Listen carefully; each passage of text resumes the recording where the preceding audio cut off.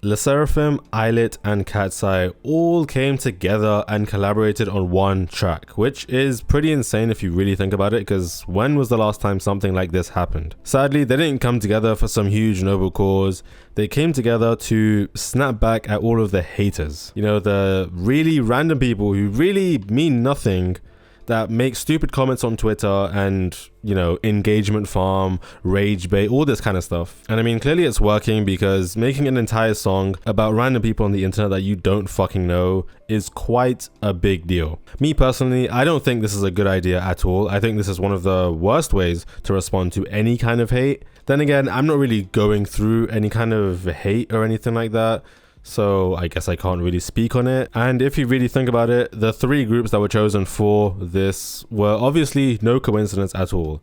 Since their debuts, these three groups have been getting a fair share of hate, and they also all just released pretty polarizing comebacks.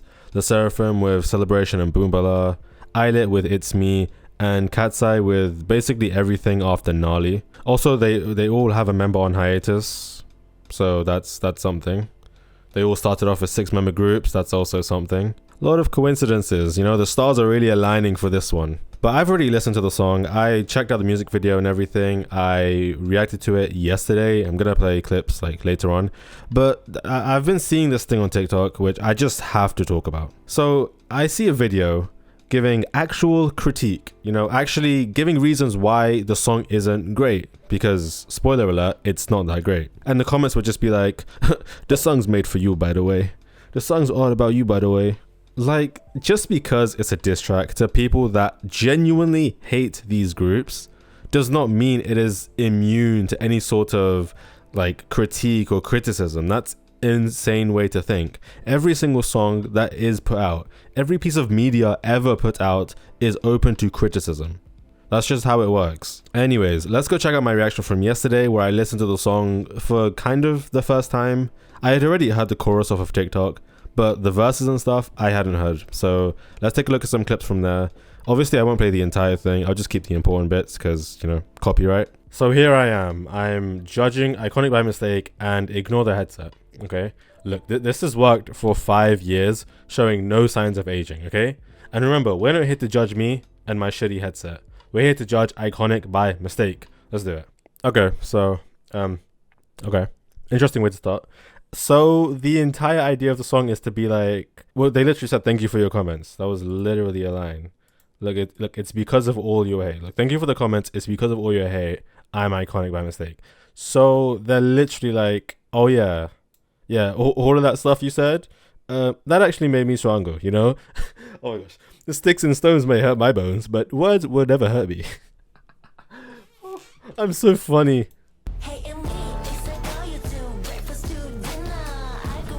I've seen that move somewhere before. Somewhere. Someone let me know. No, look, wait. That. Where have I seen that before? Gnarly? Heya? Yeah, so it turns out I got it super duper mega confused with this move in Heya, so I guess I was right. But yeah, they are kind of similar. Anyways, subscribe. That's a straight fucking lie. Do this for the dream, not for the bag. Are we fucking serious? Are we serious? Are we really big on this now? I mean, obviously, I'm not, you know, in Daniela's head. I don't know what she's thinking when she makes music. But from an outsider point of view, it looks like you are doing it for the bag. Solely for the bag.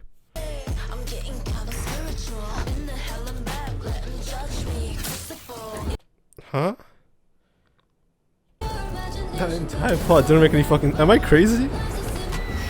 Wait, corn, because they're corny. You guys get it? Because the haters say they're corny, so they...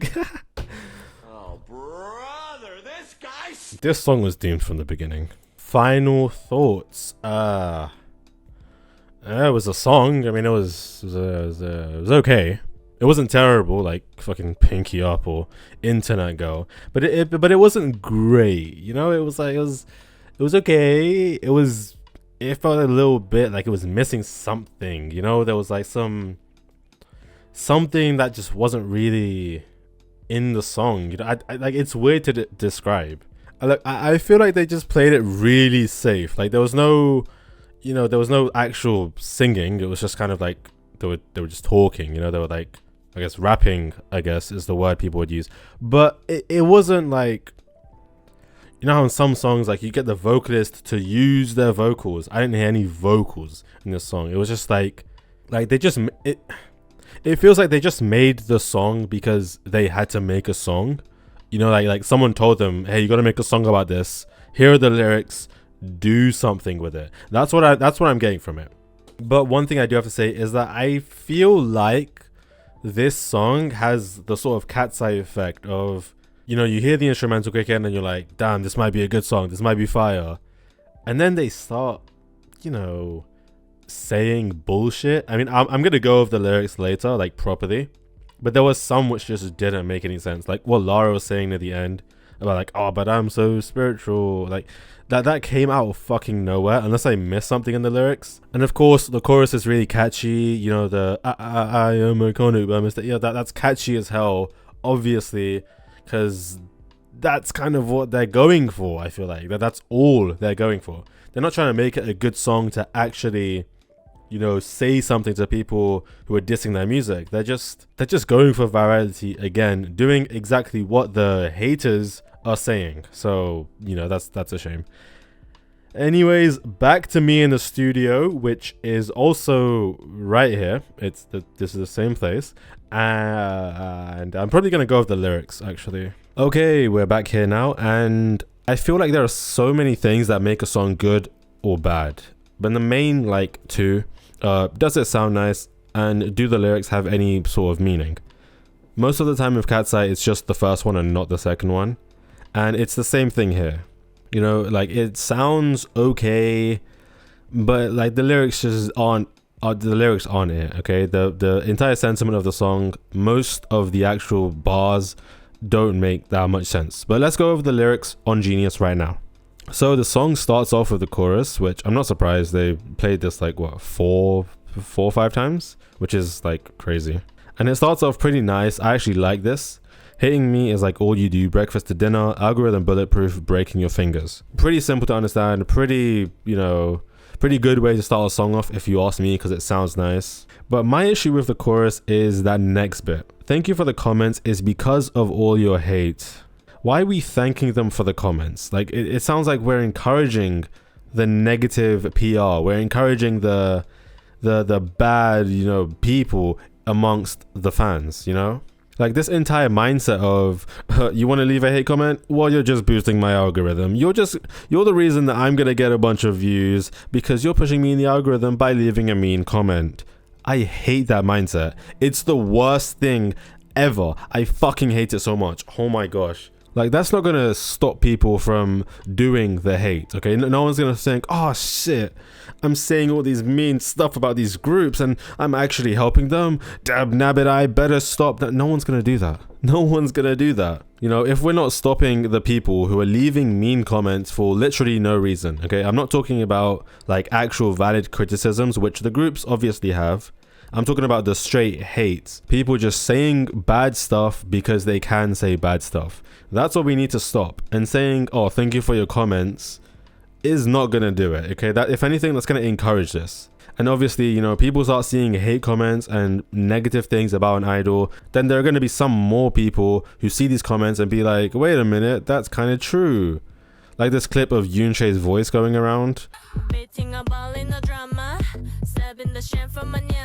She's waiting down in the lobby. I'm trying to break it down. Yeah, baby, get her, turn up the party. Like, obviously, we know she can sing. We've been hearing their music for like 3-4 years, something like that. But a video like this probably puts someone off of LE SSERAFIM and they don't listen to them anymore because of this video.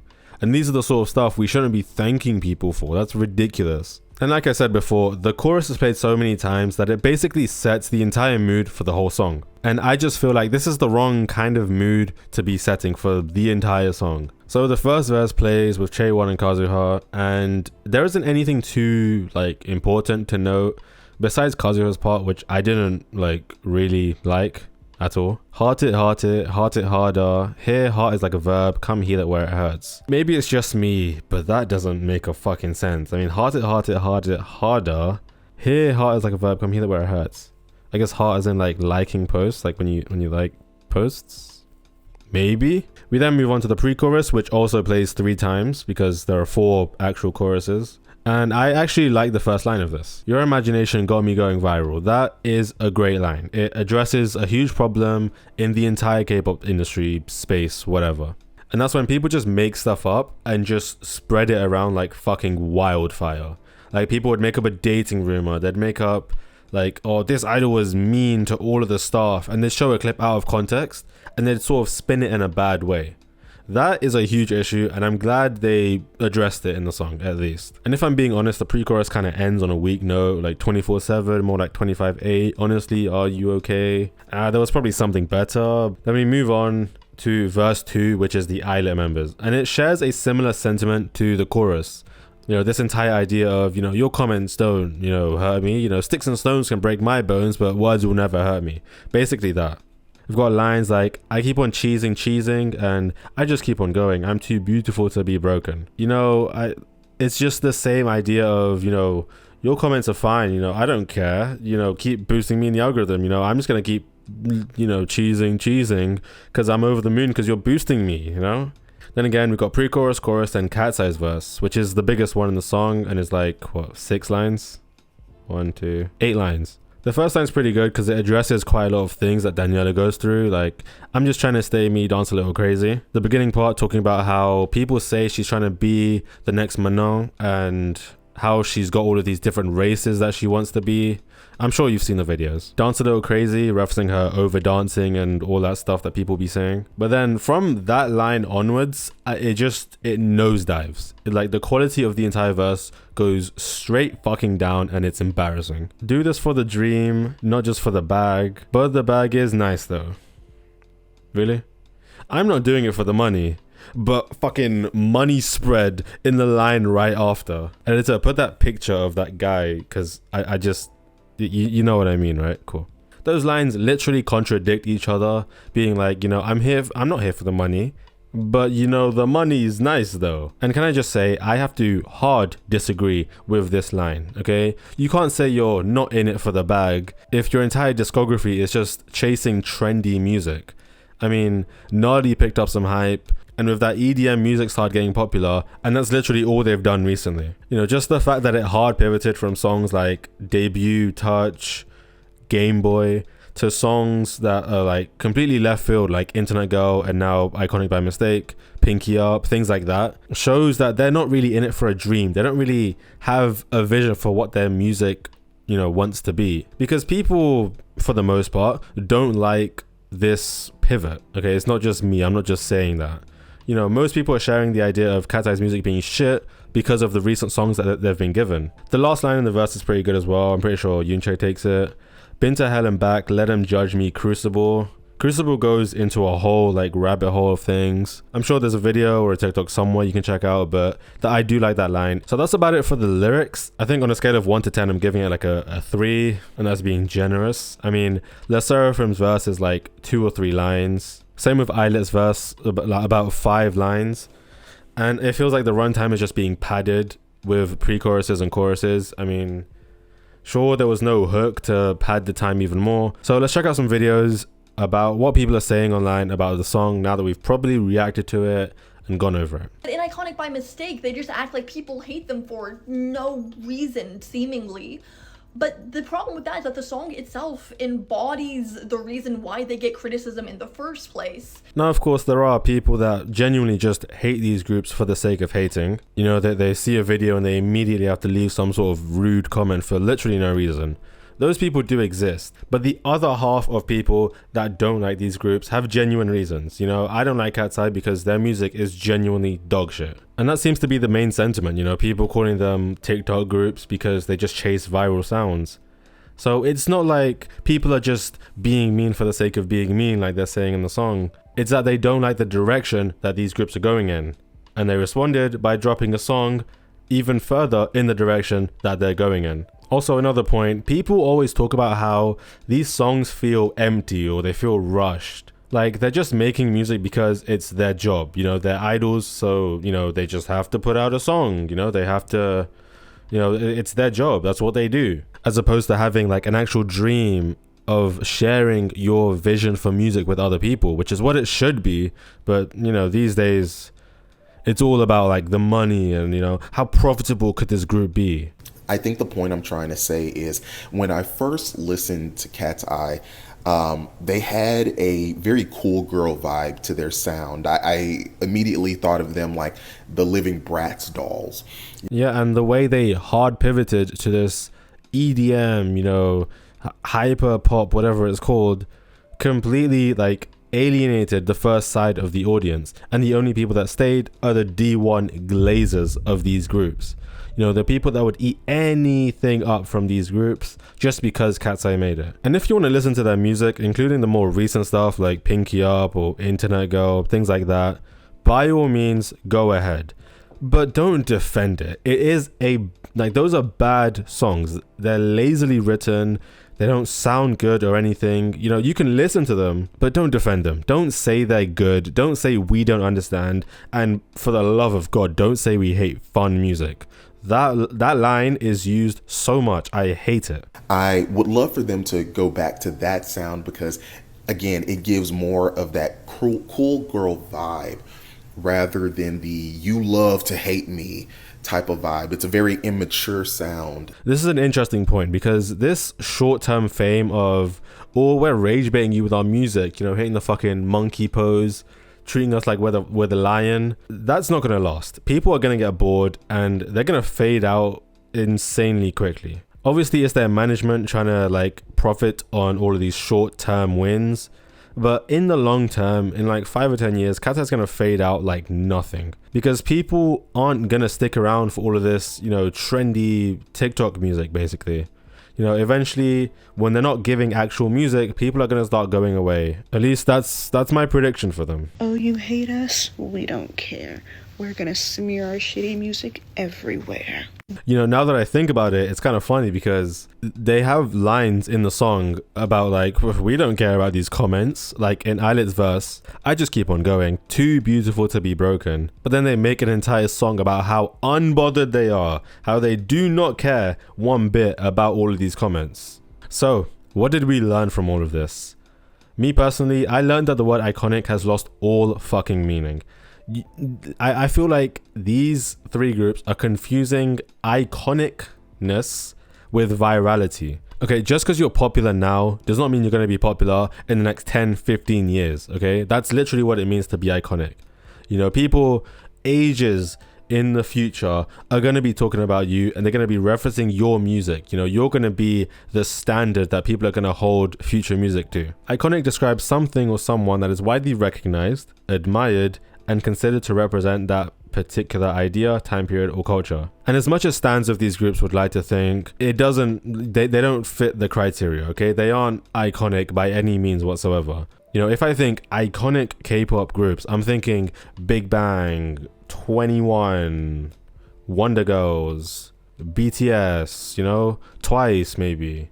Because I can guarantee you that these groups are going to be talked about for the next 10 years. Like with some of the older groups that I mentioned, they're still being talked about today and they debuted like 10, 15 years ago. So of course, hating is bad. You know, hating actual idols for doing stuff is terrible. You know, if you're going to hate something, hate the company at least.